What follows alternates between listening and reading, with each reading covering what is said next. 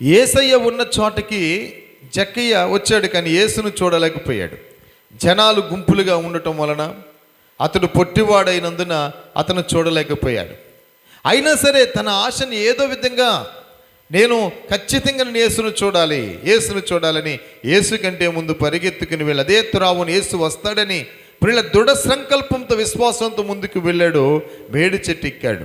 యేసు ఉన్న చోటకి జక్కయ్య వచ్చాడు, కానీ యేసును చూడలేకపోయాడు. కానీ జక్కయ్య ఉన్న చోటికి యేసు వచ్చి కన్నులెత్తి చూసి, జక్కయ్య త్వరగా దిగుము అన్నాడు.